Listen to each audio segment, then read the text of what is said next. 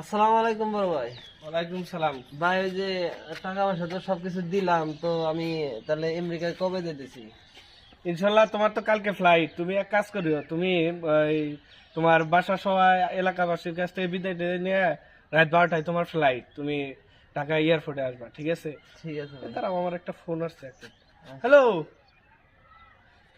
আর বললো না, লোক তো হাজার হাজার পাড়ায় দিছি। হ্যাঁ, আর কালকেও একজনের ফ্লাইটে যে সামনে আছে। আচ্ছা ভাই, হ্যাঁ এটা তো ঈদের মধ্যে যাওয়ার সময় ক্লিয়ার করে দেবেন।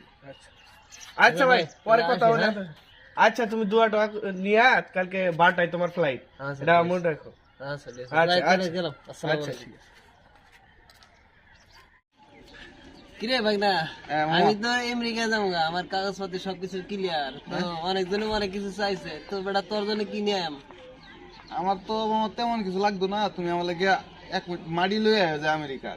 এ রে বেটা, মানুষে আমেরিকার অনেক কিছু চাই, ডিএসএলআর ক্যামেরা আছে, তারপর আইফোন আছে, তারপর ল্যাপটপ আছে, অনেক কিছু আছে। তুই বেটা ই দিয়ে কি করবি? না, মাটি দিয়ে কি করবি? আমার লাগে মাড়ি হয় না, আমার অন্য কিছু লাগতো না মামা। আরে বেটা, মাটি দিয়ে তুই কি করবি? তুমি যখন মাটিটা লই আইবা, আমি তোমার হাতে মাটিটা লই আই রা, হুম মাটি থই আই রা, মাটির মধ্যে একটা পাড়া দেন। হুম হ্যাঁ, হুম পাড়াটা খারাইয়া। হ্যাঁ যদি কেউ আমার তুই কি কোনো সময় বিদেশ গেছস, হুম তাহলে আমি কই আমি আমার মামার হাত ধরিয়া আমেরিকার মাটি পাড়াই আইছি। হ্যাঁ, তাই? হ্যাঁ। আরে বেটা, তোর মধ্যে এত বুদ্ধি, মানুষ তো বলবি যে আমেরিকা গেছিলাম নাকি? চলো আচ্ছা চলো যাই চল মামা। জায়গা